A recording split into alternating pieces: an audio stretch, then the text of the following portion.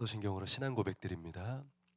전능하사 천지를 만드신 하나님 아버지를 내가 믿사오며 그 외아들 우리 주 예수 그리스도를 믿사오니 이는 성령으로 잉태하사 동정녀 마리아에게 나시고 본디오 빌라도에게 고난을 받으사 십자가에 못 박혀 죽으시고 장사한 지 사흘 만에 죽은 자 가운데서 다시 살아나시며 하늘에 오르사 전능하신 하나님 우편에 앉아 계시다가 저리로서 산자와 죽은 자를 심판하러 오시리라. 성령을 믿사오며 거룩한 공예와 성도가 서로 교통하는 것과 죄를 사하여 주시는 것과 몸이 다시 사는 것과 영원히 사는 것을 믿사옵나이다. 아멘. 찬송가 299장 하나님 사랑은, 우리 함께 찬양합니다. 찬송가 299장 하나님 사랑은. 하나님 사랑은 온전한 참 사랑, 내 맘에 부어 주시사 충만케 하소서. 내 주님 참 사랑 햇빛과 같으니 그 사랑 내게 비추사 뜨겁게 하소서. 그 사랑 앞에는 풍파도 그치며 어두운 밤도 하나니 그 힘이 크도다. 하나님 사랑은 온전한 참 사랑, 내 맘과 영에 채우사 새 힘을 주소서. 아멘.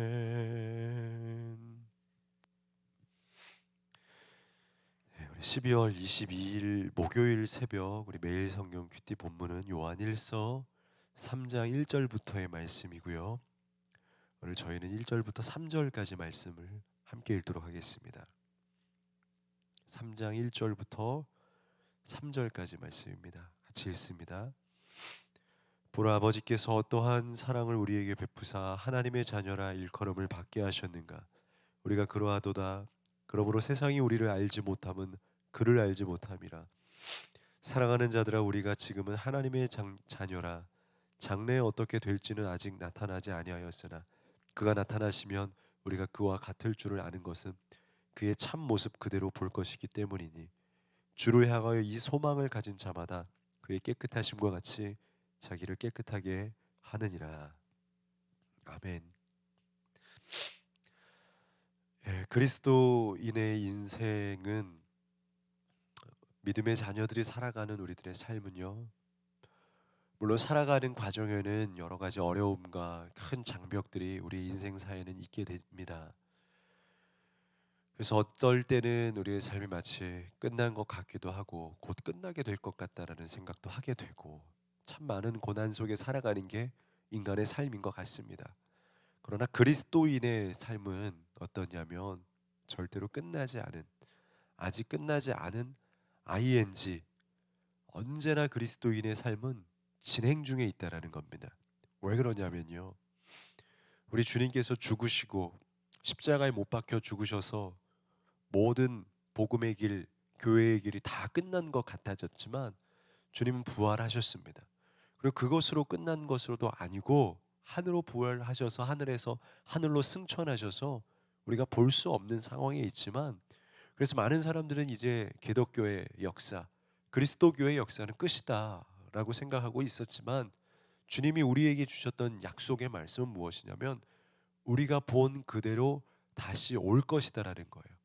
그러니까 믿음의 자녀들은 다시 오시는 주님을 만나기 전까지는 우리들의 그 믿음의 스토리는 끝나지 않았다라는 겁니다.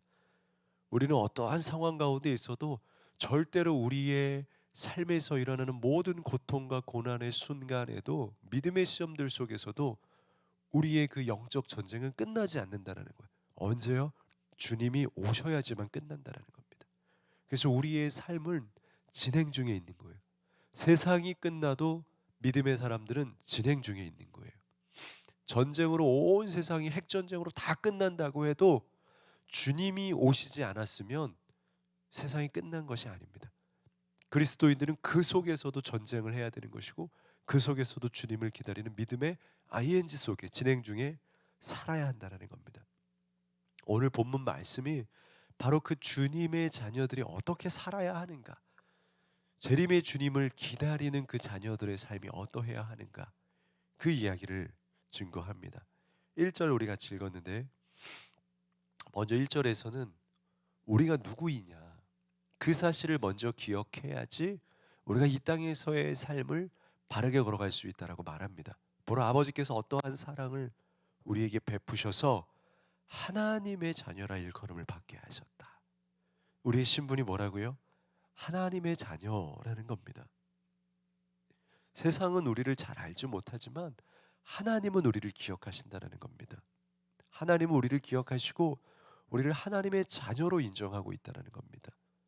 우리가 그 죄에서 예수 그리스도의 보혈의 피로 새로운 사람으로, 새로운 피조물로 우리가 힘입어 새 사람으로 낳게 되었을 때 우리의 신분은 죄의 신분이 아니라 하나님의 양자, 아들의 신분을 가지고 우리가 옮겨지게 된다는 겁니다.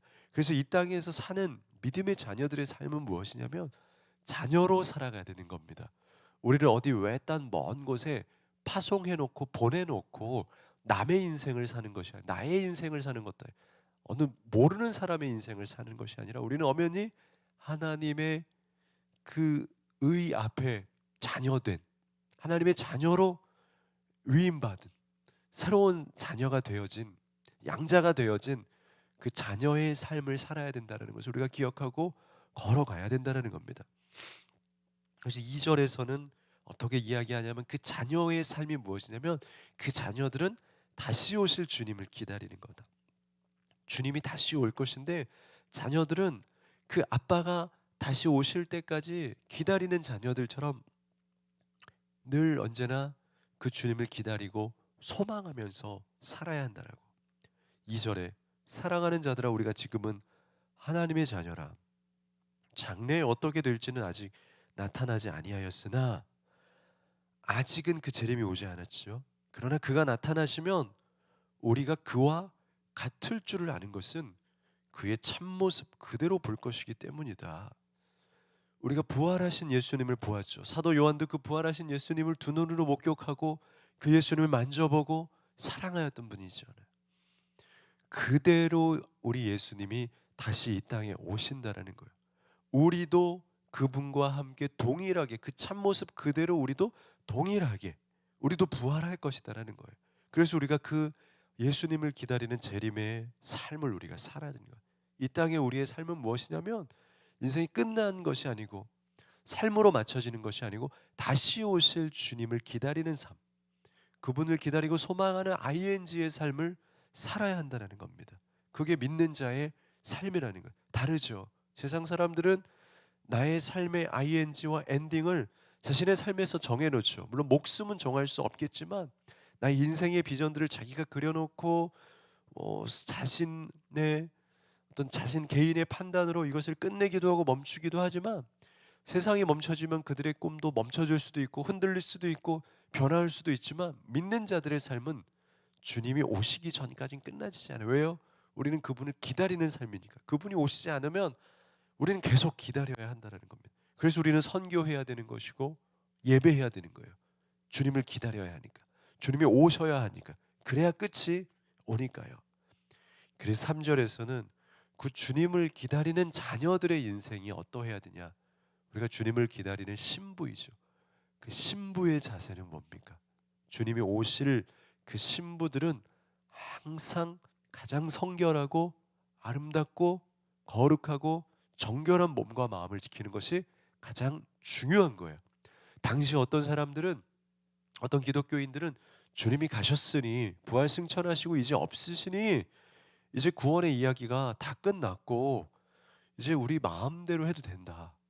어차피 구원할 사람은 구원하실 것이고 안 받을 사람들은 안 받을 거니까 우리 마음대로 살자 하여서 거룩을 지키지 않고 이 세상이 다 끝났는데 뭐 우리가 거룩할 필요가 있느냐.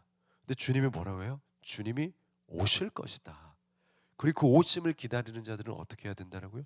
성결해야 된다. 3절에 주를 향하여 이 소망을 가진 자마다 재림을 기다리는 자를 말하는 거죠. 재림이 없다 말하는 자들에게는 이 소망이 없는 겁니다. 그러나 재림을 기다리는 자들에게는 무엇이 있느냐? 소망을 가진 자마다 그의 깨끗하심과 같이 자기를 깨끗하게 하여야 한다. 오늘 말씀에서 오늘날 이 시대는 신앙도 있고 예배도 있지만 거룩은 없는 시대입니다. 믿음도 있다라고 말하지만 세상에서 적절히 세상을 즐기는 것을 당연하기도 하고 보편적이기도 하고 그냥 그렇게 하는 것이 통상화, 관례화되어 있는 세상에서 살아가고 있습니다. 여러분 그만큼 세상이 물든 것이지 그것이 좋은 것은 아니다라는 겁니다. 여러분 그것이 진리는 아닙니다. 그냥 세상이 변한 것뿐입니다. 세상에 예배자들은 많이 있지만 거룩한 예배자들은 많이 있지 않다라는 거예요. 그러나 주님을 기다리는 신부는 어때야 돼요? 거룩한 예배자여야 된다는 겁니다. 성결한 예배자여야 된다는 겁니다. 중생 성결해야 된다는 겁니다. 구원받는 것으로 끝나는 것이 아니에요. 성결까지 우리가 가야 된다는 겁니다. 주님이 우리를 믿음으로 구원해 주셨지만 거룩하고 성결한 주님의 단계까지 가야 되는 겁니다. 그것이 신부라는 겁니다, 여러분. 오늘 말씀을 기억하면서 우리 모든 성도님들이 주님을 기다리는 자녀, 그러나 거룩하고 깨끗하고 성결한 자녀들이 되기를 소망합니다. 오늘 본문의 4절부터 뒷절까지의 말씀은 그 성결함이 무엇인지, 그 의로운 죄를 멀리하고 살아가는 그리스도의 삶은 무엇인지 그렇게 쭉 부연 설명하고 있습니다. 오늘 3절 말씀을 꼭 기억하면서 재림을 향한 그 주님을 향한 이 소망을 가진 자는 주님이 깨끗하신 것처럼 자기를 깨끗하게 해야 된다. 거룩이 사라진 이 시대에 거룩하지 않은 것이 보편화 일반화된 이 세상에서 거룩을 지키는 우리 성도들 되시기를 우리 같이 약속하고 믿음으로 도전하고 우리 함께 걷기를 소원합니다. 기도합니다. 거룩하신 하나님, 주님을 기다리는 자녀들은 주님이 깨끗하시고 거룩하셨던 것처럼 너희도 거룩하라고 말씀하신 것처럼 거룩해야 되고 죄를 멀리해야 되고 불법을 행하지 말아야 한다는 것을 오늘 말씀을 통해 나누었습니다. 불법을 행하는 것이 일반화된 세상 속에서 하나님 어느 정도 적당히 살아가는 이 세상 속에서 주님이 오심을 가까이 할수록 더욱 거룩을 지켜가며 더욱 정결과 성실로 성결함으로 나아가는 우리들의 삶이 되게 하여 주시옵소서. 감사하며 예수님 이름으로 기도드리옵나이다. 아멘.